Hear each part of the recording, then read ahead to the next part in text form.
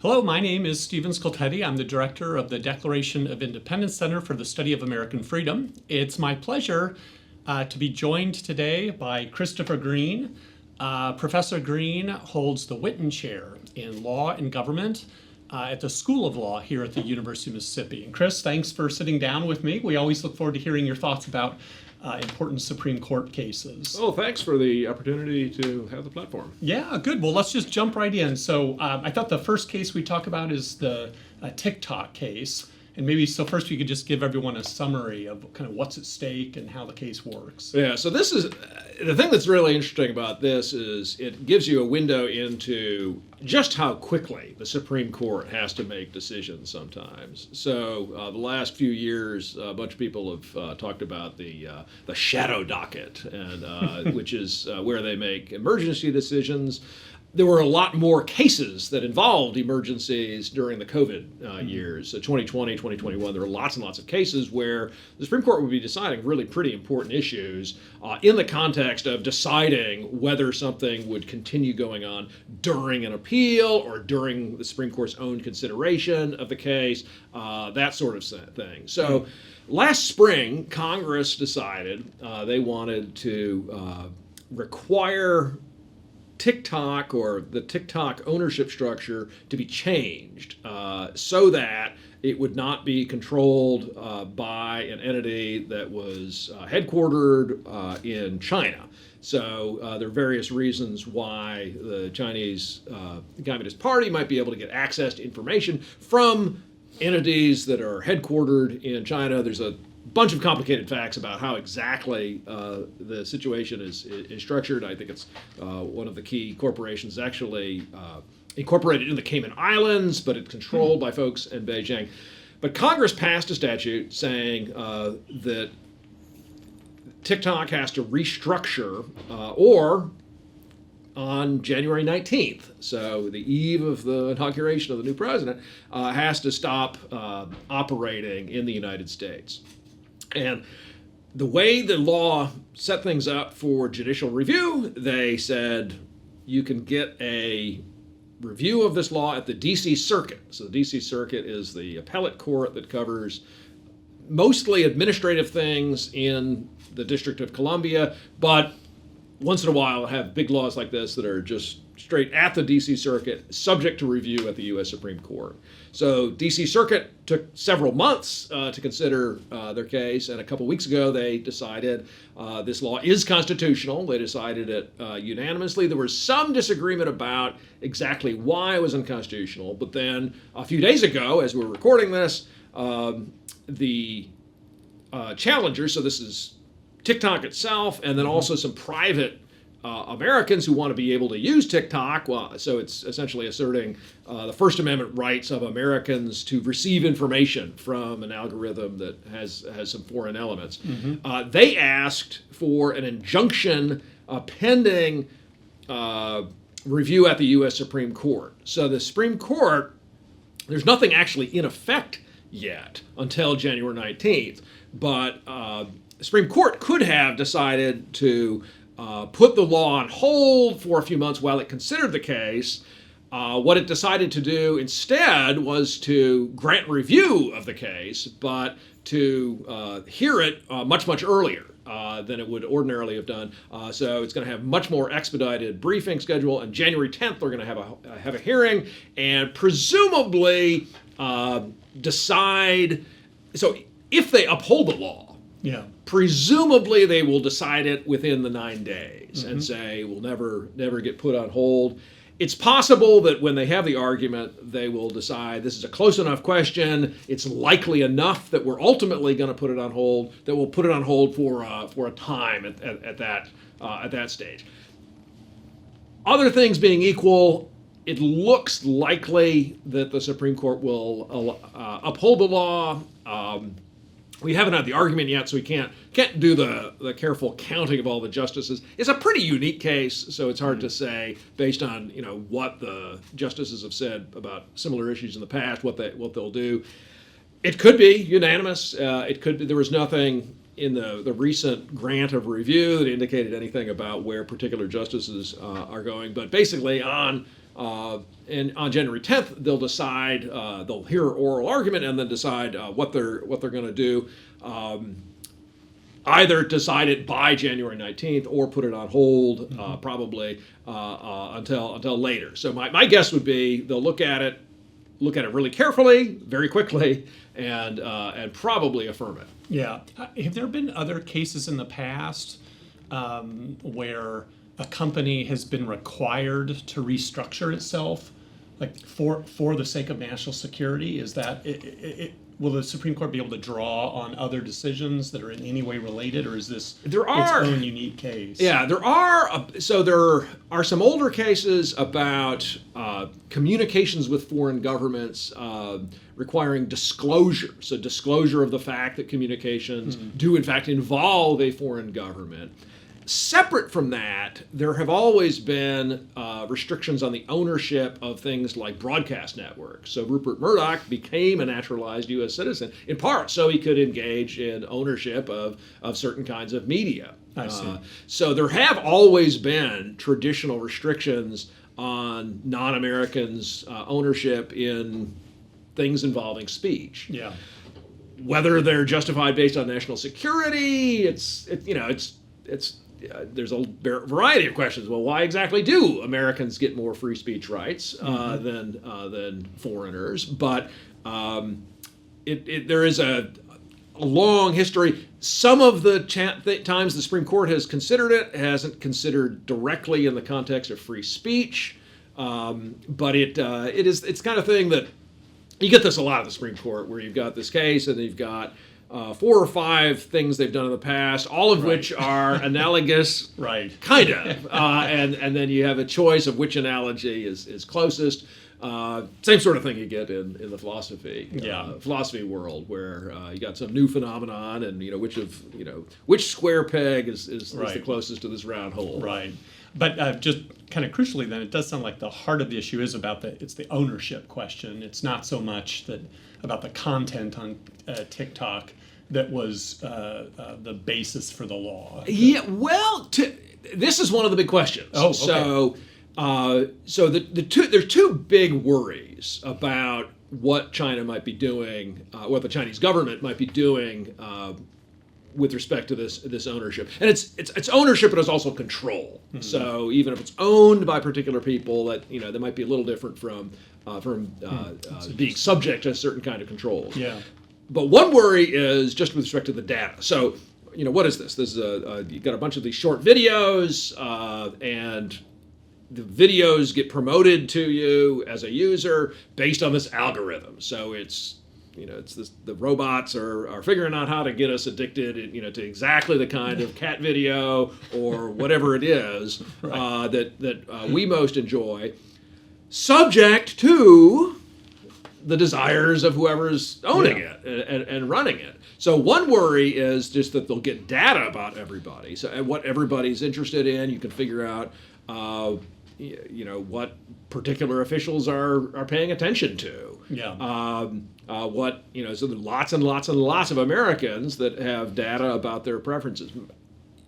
A lot of this data isn't particularly important, but some of it might be. Yeah. So the data part really doesn't have anything to do with the content. A second worry is that the algorithm can be manipulated for the intelligence or foreign policy goals of the Chinese government. So the worry that they'll subtly put information about Taiwanese folks being the bad guy, and will slightly put a slight thumb on the scale to what we're paying attention to that'll make us less inclined to vigorously defend Taiwan or something like that. Right. Have a more pro Hamas view of the conflict in Israel. That sort of thing. Yeah. So one big question as they look at it in terms of the Supreme Court doctrine is, was this based on content or not? So the worries about the algorithm manipulating people, that has more to do with content, and the worries about the algorithm sending data to Beijing and being used for intelligence, that's not. The Supreme Court is going to have to look at what's going on in Congress, and under the current doctrinal labels, they'll have to decide which of those boxes to put it in, and then each of those 2 boxes according to current doctrine, have different levels of justification that they would need. So if it's a kind of regulation that puts an incidental restriction on speech, then it would only need an important interest. But if it's based on content, then it would need to have a compelling interest. And this is actually, related to the other case we're going to talk about, matter. Right. Nobody really knows what important or compelling mean. Right. So, but the national security stuff in the TikTok case, is it important? Is it compelling? Is it sufficiently? Is it substantially related, or is it narrowly tailored? So how precise does a regulation have to be? That's another question you get, which in the First Amendment context usually turns on whether or not it's content-based. Yeah. Okay, well, now I won't hold you to this, and you can hedge as much as you want, but if you did have to guess which way the court will come down on the TikTok case, which way do you think they'll go? It seems likely they'll uphold it. I think as constitutional. Yeah. Uphold the law. They have, the last few years, they have very much wanted to stay out of things that they don't really have expertise in. And really, for all of American history, they've said, we don't know anything about foreign policy. So there's long, very, very old case from like 1850s saying, well, we're not going to decide like what entities to recognize as a foreign state, because everybody recognizes there's needs for secrecy in foreign policy. Yeah. And we have to allow, that's part of the reason we have a president, is we need an executive branch that can have secrecy and dispatch and be able to find out stuff that, and then brief Congress, Article 2, Section 3, the president can tell Congress, give Congress recommendations about laws that need to be passed, in part based on secret information the president has. That's clearly the sort of thing that has happened here. And in recent cases, the court has been less inclined to say, "Oh, well, we can figure this out ourselves. Yeah. We can second guess the elected branches more." So cases like Dobbs, one of the big parts of what the justification for overruling Roe v. Wade was, we don't have a basis for contradicting views about why abortion should be prohibited. Right. That judges don't have any special expertise in that area, and we don't have a basis to disiggree with legislatures. Here, they don't have their own intelligence corps to figure out what's going on.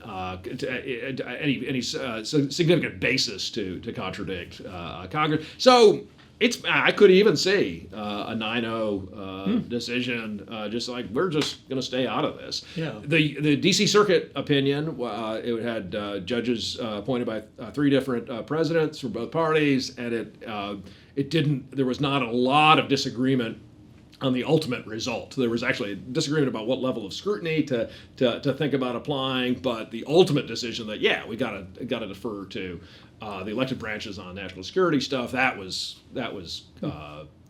across the board, and it didn't seem particularly controversial. The way they laid it out seemed like a pretty straightforward roadmap for the Supreme Court. It's a very important case.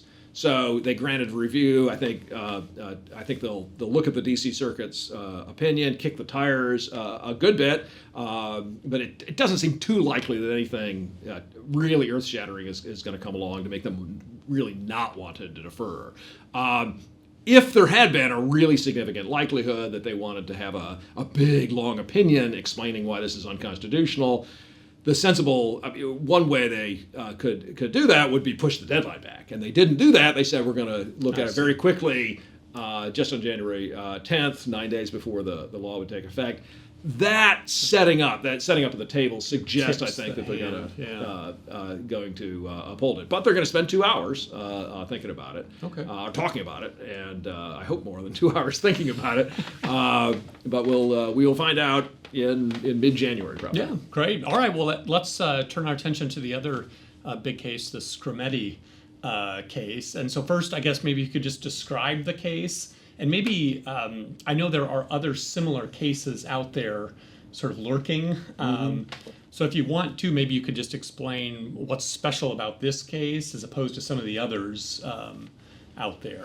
Sure. So this is the first. I mean, I guess the second big case to come to the court involving transgender rights, and so 4 years ago, I guess 5 years ago at this point, the Bostock case came to the court, and that involved an interpretation of discrimination because of sex in the Civil Rights Act of 1964. So the question was, is discrimination based on the fact that somebody is involved in same-sex relationships or transgender status? Is that kind of discrimination discrimination because of sex? And in Bostock, the court said 5-4, yes, it is. This is a case, so Tennessee and I think 25 other states, so a lot of states, including Mississippi, have said that the use of puberty blockers and cross-gender hormones for children under 18 is prohibited. The science, the argument goes, is insufficiently strong, that people can make a decision about that when they are still young, and parents are not allowed to make decisions on behalf of their children until the children are of age. So this is one of a number of cases involving kind of reaffirmation, I think, of traditional ideas of gender. There are several involving women's sports. I think there are probably some litigation involving separate men's and women's bathrooms. Questions about whether transgender individuals can use which bathroom they use. So there's one question, just the separate bathrooms itself, which doesn't necessarily have to do with transgender individuals, but it's been a kind of a long discussed hypothetical. It's like, well, if that's unconstitutional, why wouldn't just separate bathroom? But the women's sports are the big ones. So saying that transgender individuals can't participate in sports that are not the ones corresponding to their chromosomes, that sort of law. There are some petitions for certiorari, so people asking the Supreme Court to review it, they're considering at this time. And in the Scrimetti argument, they actually asked several times, they said, well, what would this mean for these other petitions? So the court could either hear those cases as well. They could ask, if they come up with a decision in Scrimetti, those other cases could get asked. The lower courts could be asked to reconsider them in light of whatever they say in Scrimetti, or they could deal with them summarily. So there's a lot of different things they could do with the other cases. I think it's an interesting question. I mean, both of these cases, the TikTok and the Scrimetti case, there's just a really interesting question about how the Supreme Court should distribute its consideration over time of different issues. I think they would, in most instances, be better served thinking about these cases for a lot longer than they do. They tend to, it's December, they stop granting review for the current term in about mid-January, but they'll grant review in mid-January for cases that they will hear. They'll have oral argument in late April, and then they will decide those cases by the end of June. I think that is, in a lot of instances, much, much too fast. But the question in Scrimetti, you've got this one issue of cross-gender hormones itself, and then you have this other question of women's sports. Do you want to do these together in a sort of make clear in the opinion they write what they think about the women's sports issue, or do they want to say something, let lower courts say something else, and kind of let it? They always talk about percolating. Let the issue percolate among lower courts for some time. But I mean, you have some weird phenomena where they tend to kind of think about it in brief, intense bits, when they're considering a case, and then you'll get stasis for a while, and then they'll suddenly think about it again. If they're thinking continuously, I mean, that's one of the things that scholars can do. So the life of a Supreme Court justice is a little different from the life of a scholar. The law professors and I think scholars in general think like slow down, take Yeah. some time. This is the kind of thing that you could write multiple dissertations about. Right. Wait for a generation for the all the PhDs to have been written. Of course, there's pressing issues of policy they have to decide one way or another. That is an interesting proposal. The Supreme Court could put different cases in, like there'd be a fast lane and a slow lane. Yeah. Cases, So people Kahneman has this cognitive psychology thing right, about thinking fast and slow. Thinking fast and judging fast and Yeah. slow. So the emergency docket, the shadow docket, Right. is one of the criticisms is they're just considering this over just overnight or something, and it's just not. Not enough time. There's actually one thing that's interesting about that, like the general considerations about how they deal with the emergency docket. Right. Well, that's the kind of thing they could spend years thinking about. They could do that slowly, but they tend to do the meta stuff about the emergency docket in an emergency context. Yeah. So it's part of the system we have. Yeah. Well, so as I was kind of looking into it, it seemed like in the Scrimeti case, the challengers are saying there's kind of three arguments, and maybe you can just give us your kind of quick take on them. Like the first argument is that minors should be able to have these treatments if their parents are advocating for them as well. And it's the right of a parent to be able to go ahead and make these important medical decisions for their children. So I know that's one of the arguments made by children. What do you think of that argument? Yeah, so that argument, that was one of the arguments that the private plaintiffs. So Scrimeti, there's a statute passed by Tennessee. It gets challenged by some private plaintiffs represented by the ACLU, and they make the argument this violates just the rights of parents and the rights of individuals to it's my body, my choice kind of arguments. My kid's body is my choice is the sort of idea. They asked the Supreme Court to consider that argument. The Supreme Court did not say they would review that. We have a provision in the law where the United States government, the federal government, can come in alongside civil rights plaintiffs and litigate it as well. They asked the court to consider a different issue about the Equal Protection Clause of equality, which you'll get to in a second, Right. And they granted only that issue. Okay. So generally, the private plaintiffs were more aggressive in wanting the Supreme Court to consider more things. The Solicitor General, representing the federal government, was much more limited and wanting the Supreme Court, really trying to make the issue be as small as possible. Even the first chunk of the equality issue, rather than the entire thing. Yeah. But that issue. So the parental right part just got pushed out. Yeah, it got put on hold. Yeah. But that basic issue, I think, it depends on a much more libertarian conception of the role of the state than the court has tended to adopt. Mm-hmm. So if you look at all the old prohibition cases. Yeah. So in the late 19th century, so the 14th Amendment adopted in 1868, a bunch of the earliest cases involved prohibition laws. Someone says, I'm an American citizen. The privileges of citizens of the United States include the right to drink if I want to drink, and if I want to have a right to sell alcohol to everybody.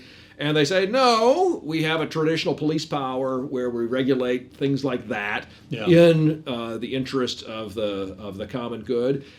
If it's medical, maybe you can get alcohol, but the boundary line between medical stuff and recreational use of alcohol had to be regulated by all these early prohibition laws.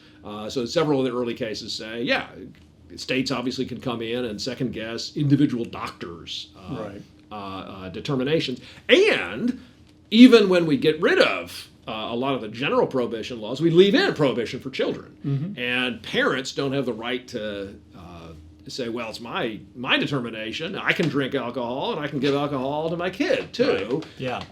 The paternalism that is generally recognized, it's not a particularly libertarian tradition in America of regulating substances like this. the state has a role, a paternalistic role, just as your parents do. And your parents can't say, well, I just, completely leave that up to me. That's not really the tradition that we've been working with. And in cases like Dobbs, in other cases, really the tradition of American civil liberty, that tends to be the standard. The Supreme Court used to, in different cases, has been more energetic in the past about coming and say, well, I don't care if that's our tradition. This is, this is America. You have rights, but it's the traditional American rights that we have. Yeah. And I think that's probably going to doom that argument when it eventually gets considered in more detail by more courts or by the Supreme Court itself. Mm-hmm. Yeah. Okay.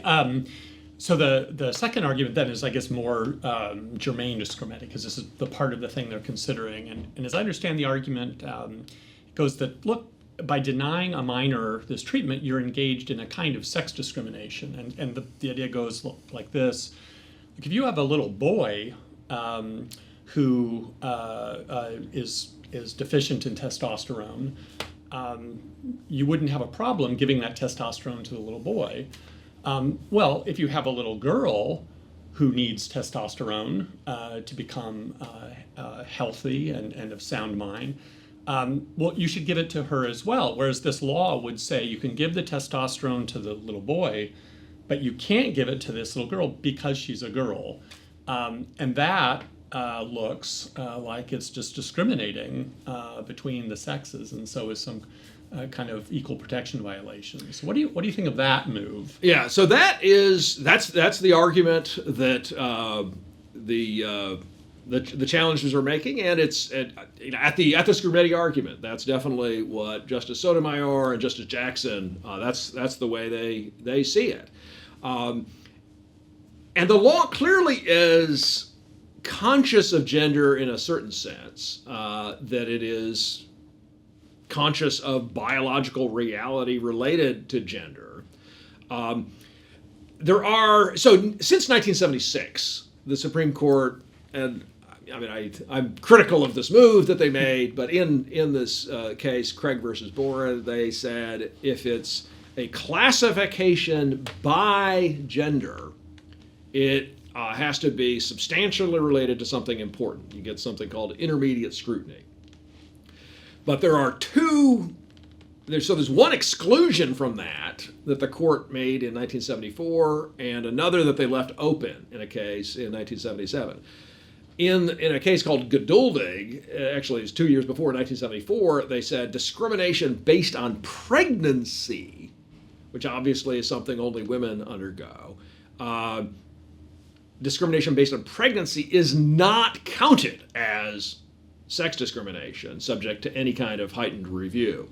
In 1974, they were thinking about giving various kinds of heightened review.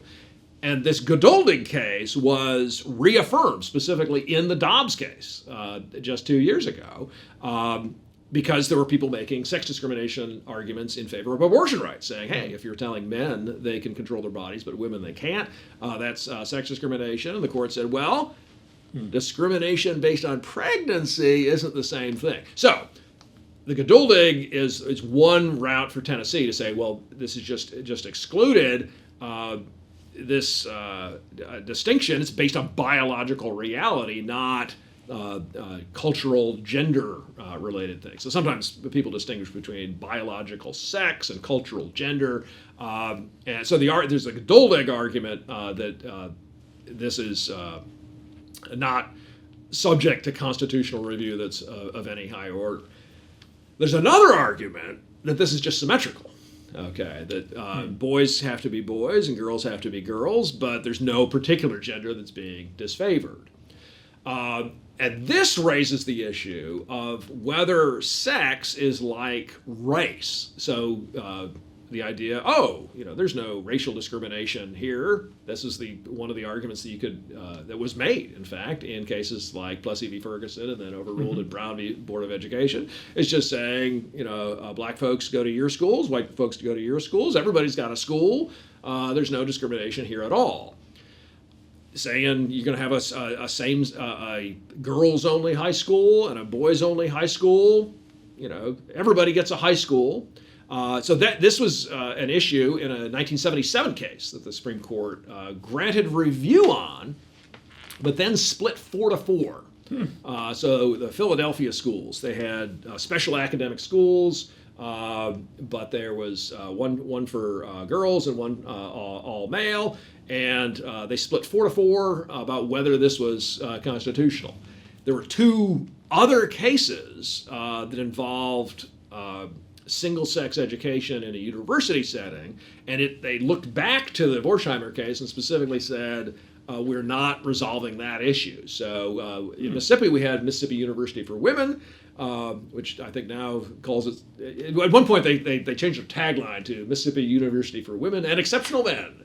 But a man wanted to get the nursing degree at MUW and was allowed to in 1982. And a footnote said, because there's no male-only education in Mississippi, it doesn't present the same issue as the Borsheimer case from 77. Doesn't implicate the question of separate but equal. And then in VMI, the U.S. versus Virginia case in 96, where Virginia has to allow women to take to attend VMI, they have another footnote saying, just as in MUW, we don't have to decide whether separate but genuinely equal education would implicate it, because although Virginia did have a women's-only education, it was clearly not on a par.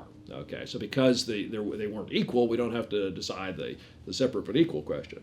So the way I think about that issue, so Justice Jackson, she was very much like, well, look, this is just like Loving versus Virginia. Loving versus Virginia, they say interracial marriage, banning it is subject to the same scrutiny as straight-up racial discrimination.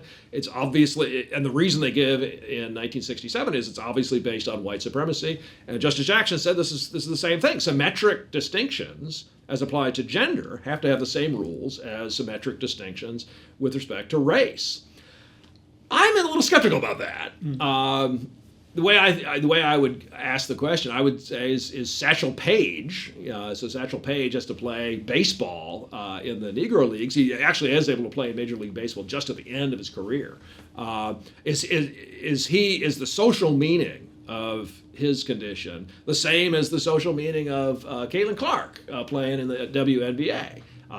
Seems to me obviously not. The social meaning of separating genders in certain contexts, separate bathrooms, separate sports, it's just not at all the same as the kind of caste system telling one racial group they have to be separate from the dominant one because it's a little bit like the untouchability rules that you get in caste systems in India.